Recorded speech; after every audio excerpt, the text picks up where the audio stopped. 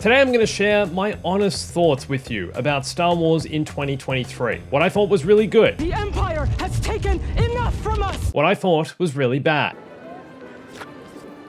What I thought was memorable. Incorrect. What I thought should never have been brought into existence.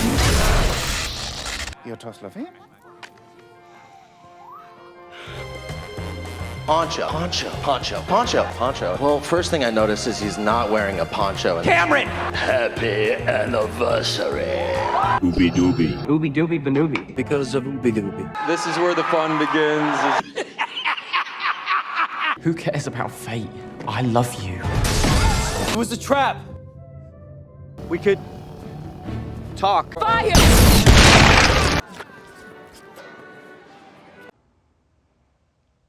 2023 was a weird year for Star Wars. A lot happened, a lot more than you might remember, and there's probably a reason for that. I thought you'd never ask. Not everything was memorable, there were definitely some highlights, but coming off the year that 2022 was, with the amount of Star Wars it felt like we had in that year, with the release of LEGO Star Wars Skywalker Saga, the release of the Obi-Wan series, and the massive marketing campaign that was involved around that, regardless of how you feel about it, Like a panther. 2022 was a massive year for Star Wars. 2023, however, bit of a mixed bag. Hey everyone, it's Andrew. Early in 2023, the second half of The Bad Batch Season 2 was still releasing. And honestly, certain episodes of this series were some of the best Star Wars we had all year. However, I'm placing a lot of emphasis on certain episodes, because The Bad Batch Season 2 was such a mixed bag of goodness knows what at times, like who even is this character and why do I care? Please, stop wasting my time with these filler episodes. Driving me insane. What was the one with the Zepho? There was like a giant beast thing and a Zepho? Like, what was the point of this episode? There's no point. And I think that's this problem's show altogether. For the most part, it focuses on such a fun part of the Star Wars timeline in the post-Order 66 era and how that has affected the clones. What's happening to the clones? Are they being repurposed? Are they becoming part of the Empire? Where does their allegiance lie? This show is always at its peak when clone troopers are questioning their morality for the choices they make and showing how human the clones really are. The show is at its worst when we're spending way too much time with Amiga and going off on adventures that no one actually cares about. She's a liberator of ancient wonders. One of the standout episodes of this season was when Crosshair was assigned to work with Commander Cody. And this, of course, is in the post-Order 66 era. Cody is still aligning himself with the Empire at this time, and this is sometime after he tried to kill our main boy, Ooby Dooby Banooby. Ooby dooby banooby. This episode was so good to see both characters so conflicted. Crosshair thought he wanted to stay with the Empire, that good soldiers follow orders, and that's what the clones were built to do. And even Commander Cody at this point is questioning his allegiance to the Empire, questioning the orders he's being given. We make our own decisions, our own choices. Which in the past he so blindly followed. Yes, my lord. Also, everything that's going on behind the scenes at Mount Tantus with the Empire's potential cloning program is really interesting. That left the season on a cliffhanger, seemingly leading to much bigger things that will impact the future of the galaxy. It seems like the Empire has a lot at stake here that's going to impact things that happen in later shows, potentially what happened in The Mandalorian with cloning, maybe the origins of Grogu, and who knows, maybe even the creation of Snoke and the future Emperor Palpatine, who somehow returned. Somehow Palpatine. I love that this show at times is also happy to take risks and show a darker side of Star Wars, like the potential death of Tech. We don't know if Tech survived, or if he's been captured, or what's going on with him. And Crosshair has also been captured and is seemingly being repurposed by the Empire for another cause. It feels like Bad Batch Season 3, which is the final season of this show, is going to be quite heartbreaking. Either of these characters are all going to die, or some of them will die and the others will live out the rest of their lives serving some other purpose in another part of the galaxy. There was no way to track Hemlock's ship. He could have taken Omega anywhere. I love Captain Rex's involvement as well. The fact Echo has now gone off with him and they're kind of putting clones together on the side, it seems, surviving clone troopers. That's exciting stuff and could lead to something further in the future, potentially even linking up with the events of Star Wars Rebels and Ahsoka, which I'll get to later. Overall though, Bad Batch, really hit and miss, man. Some episodes, such gripping Star Wars, other stuff is like, please, get me out of here. All right, it's time to talk about The Mandalorian Season 3. Oh boy. The Mandalorian Season 3 was possibly the most anticipated Star Wars project of 2023. That said, after the Book of Boba Fett, it did seem kind of like the hype around it had fizzled out, seeing as though Grogu and Mando were reunited way back in 2022, when Mando hijacked Boba's show.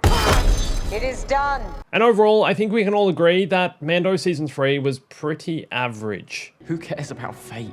I love you. Episode 1 of Season 3 didn't get most people excited like Episode 1 of Season 2 did with Cobb Vanth. Instead, this one had Giant Beast, similar to, I guess, the other episode. But the whole idea of Mando traveling to Mandalore just to find out if the planet is poisoned or not so that the Mandalorians can eventually reclaim their homeland seemed a bit absurd, because why hadn't Bo-Katan just gone there in the first place? Instead, she's just sitting brutally in her chair waiting for Mando to show up and fall in love with him. Isn't that where this is going, guys? I know it's what you all want. Some of you want it anyway. I don't know if all of you want it. Also, the whole IG-11 thing being resurrected, the dude literally exploded, and they're like, no, he's fine. He's his core computer will be fine. A bit absurd, don't you think? I know this is Star Wars Galaxy, and they have mystical force beings and people moving things, and somehow the greatest villain of the galaxy returns and all that is plausible within this galaxy. Incorrect.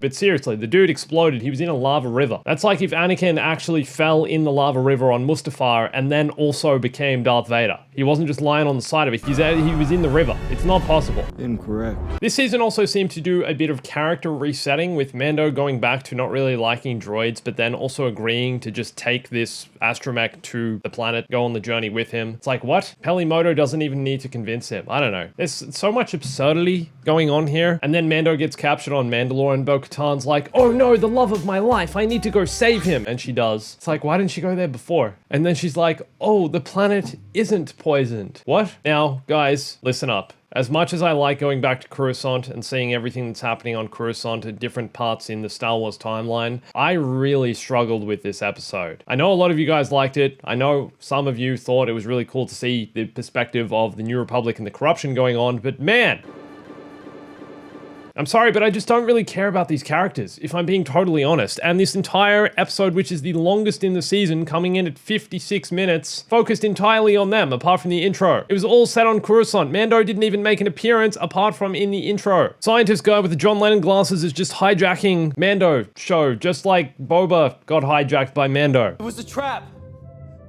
I did honestly enjoy the Order 66 flashback featuring Keller and Beck. This was a really cool cameo for him to come back into the show after having played Jar Jar, the evil Sith Lord that rules over everything. And I am enjoying how they're drip feeding us Grogu's backstory. Little by little, we're seeing his past come together as he re-experiences his trauma and is clearly trying to process it in some way, even though he's still a baby that's somehow 50 years old. Jack Black and Lizzo in Star Wars. What's happened to Star Wars, man? Oddly enough, I enjoyed this episode in some ways. It felt like the right amount of absurdity in Star Wars. I know a lot of people don't agree with that. I don't know, man. It was weird. It was cool seeing battle droids again. How's that? Fan service?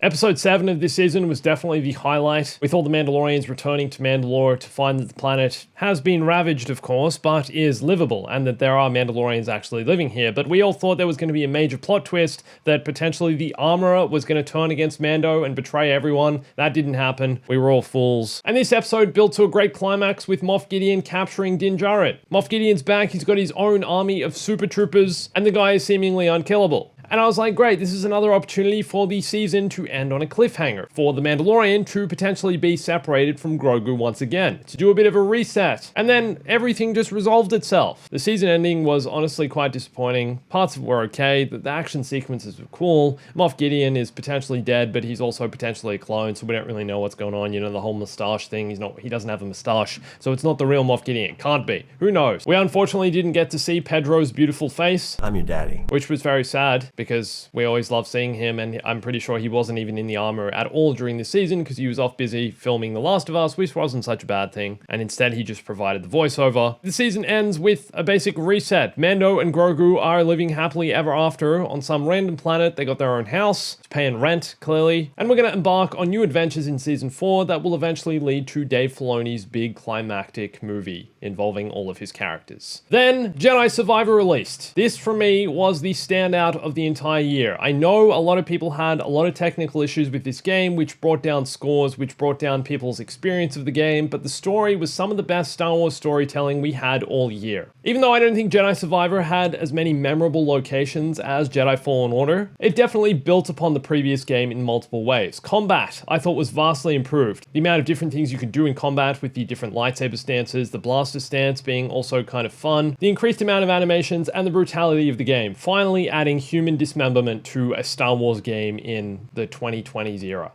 And like I said, I don't think the planets were as memorable. I felt like you spent too long on Kobo, and it honestly wasn't that interesting a world when you compare it to, say, Dathomir or Zepho or Bogano, each unique in their own way from the previous game, even Ilum. But man, the story was heart-wrenching. I feel like everything was kind of pretty mid until you get about 3/4 of the way into the game, and then, oh my gosh, the stuff that happens, the amount of deaths that happen, the risks the games take, the heartbreak. Even though Darth Vader's appearance in this game wasn't as powerful as it was in Jedi Fallen Order, man, he was still scary. And I have come for you. And man, everything that happened on Jeddah was intense. I also like that you got to play as different characters, of course. And I knew something was up with Bode, but I really didn't see the story going the way it did.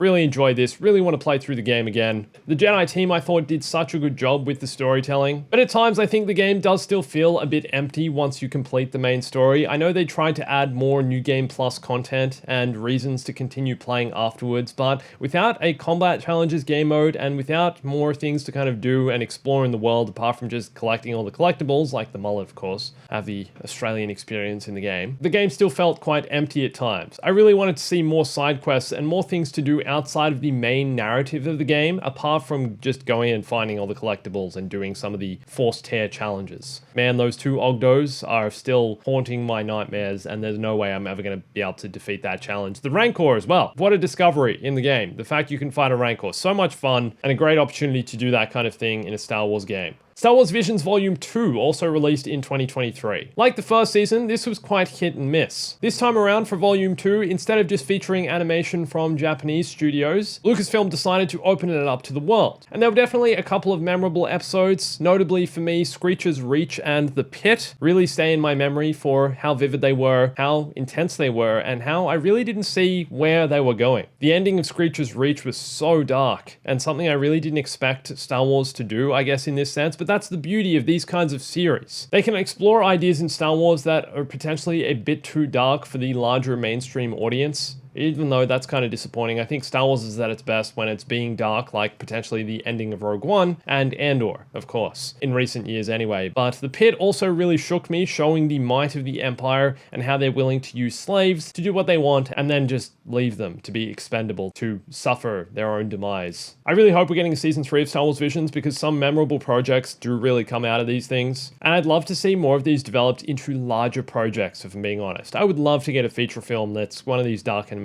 The Ninth Jedi was a memorable one from season 1, and it's refreshing to get these new ideas from many different sources outside of what's happening in mainstream Star Wars, with the TV series, with the games, and with the movies. Star Wars Young Jedi Adventures also released in 2023. I haven't watched really any of this apart from the clips on YouTube, but from what I can see, it's basically a young Master Yoda being a little sadistic and sending little kids out into the world to fight their way against adults. The series shows a group of younglings in the High Republic era learning the ways of the Force. It's targeted at kids, a much younger audience. And it does seem kind of fun at times, but it's definitely for a younger audience. If you have kids, I'm sure this would be great. Or if you are a kid. Now, I know this isn't Star Wars, but Indiana Jones and the Dial of Destiny also came out in 2023. And I think we can all agree Indiana Jones is basically Star Wars. Now, did we need another Indiana Jones movie? No, we didn't. Of course we didn't. Harrison Ford seemed willing to make one though. And to be honest, it was okay. The thing with these kinds of sequels, unless you're doing something on the scale and scope of Top Gun Maverick, you're never really going to be able to recapture the magic created in the originals. The 3 original Indiana Jones films are sacred. They are such good films, and I think everyone who's an Indiana Jones fan or a Star Wars fan holds them in really high regard. That said, when you try and make a movie in the franchise so many years later, it's bound to go wrong, and with this one it kind of did. Honestly, some of the CGI and the face replacement was really cool and impressive to see, but overall the story was kind of forgettable. The moments and characters weren't really more of what we needed, especially following what happened in the 4th Indiana Jones when aliens come to Earth and disappoint every Indiana Jones fan ever. Possibly one of George Lucas's worst ideas. But honestly, it's not outside of the scope of Indiana Jones. That's the thing. The first 3 films also had a lot of mysticism and crazy stuff happening that's outside of what is normal for our world, our tangible world. So aliens aren't really that far-fetched, especially if Indiana Jones in some ways does take place in the same universe as Star Wars, which I think we can all agree on, right? Incorrect. It's just a long time ago in a galaxy far, far away is when Star Wars happens, right? Whereas Indiana Jones is on Earth. Dial of Destiny, honestly, I'd watch again in maybe 5-10 years, but really nothing memorable here. Now it's time to talk about Ahsoka. I was really skeptical when the first 2 episodes came out on the same day. Sabine gets stabbed and then survives and walks it off like nothing happened. Are you serious? Think of poor Qui-Gon. Seriously, that was another moment in Star Wars where I'm like, is this really happening? It's like a Palpatine returned moment. That's literally how I felt about it. Same thing when Reva got stabbed in Obi-Wan show and then is like chasing little boy Luke through the desert. It's like, come on, man, you have a stab wound in your stomach. Look at what happened to Qui-Gon. I know everyone's like, oh, it's where she got stabbed and the wound cauterizes itself and stuff, but no. You got stabbed, you have too much plot armor, you need to roll over and die. And I think a lot of people will agree that the best part of the Ahsoka series was the villains. Not only Grand Admiral Thrawn, which was cool to see his return, especially played by Lars Mikkelsen, who voiced him in Star Wars Rebels, but the characters of Shin Hati and Baylan Skoll. For me, definitely the most memorable part of this entire season, apart from the Clone Wars stuff, which I'll get to in a sec, were these 2 villains. They are so mysterious. We don't know what their motives are. We still don't know what's happening with Baylan Skoll, and I honestly do wish they resolved that this season, especially with the sad passing of Ray Stevenson, may he rest in peace. It was honestly so sad watching this entire series knowing that he'd passed away and this would be his final performance. And he honestly made it a really memorable one, always stealing every scene he was in, and feeling like he was the commanding presence in the room. I love the idea as well that Baylan was once a Jedi and has become somewhat of a mercenary who still wields the dark side of the Force, but not so much in the same way as a Sith Lord. He seemingly has a higher purpose and ulterior motive which we are yet to discover, and the season felt like it ended way too openly, way too vague, like we have no real idea what's happening with Baylan Skoll. I wanted there to be more stakes here, more of a cliffhanger ending where we kind of have an idea of the direction it's going in, but we don't actually know what's going to happen. Whereas right now we're completely in the dark. We can only just make all these random theories and guesses, and maybe he's trying to resurrect Darth Jar Jar or something like that, you know? That's about the level of knowledge we have about what Baylan's doing. Now, the flashback episode with the Clone Wars and Hayden Christensen, Anakin, and Ahsoka was definitely one of the standouts of the entire season. There's hope for you yet. The fact we are seeing Anakin and Ahsoka early on, that they're trying to address Ahsoka's pain, Anakin's guilt, everything they feel between the two of them, and the fact they never really got a chance to resolve any of this. I like that they tried to explore this. I don't think they did it on a level that was necessarily satisfying to all of us. And yes, this is again more fan service. More of Hayden Christensen returning, which I'm all for. I really love.